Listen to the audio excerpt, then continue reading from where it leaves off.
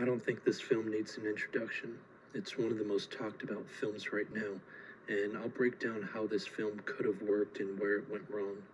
But with that being said, I'll just say the film is garbage, and I can't think of one redeeming quality about it. And it's unfortunate some people have fallen for its sham realism and fake commentary. I've heard people who praise the movie argue, well, if Cuties is offensive, then why do you like Lolita, or Taxi Driver, or any film similar to it? But that's actually pretty easy to answer. See, Lolita is about an adult who has a crush on a 14-year-old girl. However, the actress who plays the 14-year-old was never sexually exploited. In the film Cuties, there's a camera shoved on the kid's ass and vagina. There's a scene where a child is looking at sexual content. See, Cuties exploits kids for the art. Kubrick, the director of Lolita, refused to exploit kids. As for Taxi Driver, Jodie Foster was 13 and they went through the appropriate steps to make sure she was comfortable. There was a psychiatric evaluation for her, plus there are no camera shots of her in the way you see in the movie Cuties. Also, Lolita and Taxi Driver actually have a really good message. Cuties has a fucked up message. Some try to defend it and say it's a film that doesn't endorse sexual exploitation, and I'll address that. So here are my 2 points regarding that.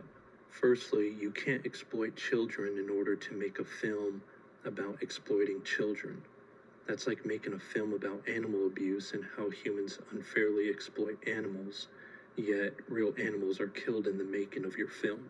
It doesn't make any sense.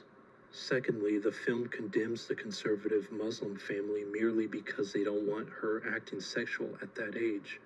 The film suggests the conservative parents are just as wrong as the media that exploits children because nobody should tell kids how to act.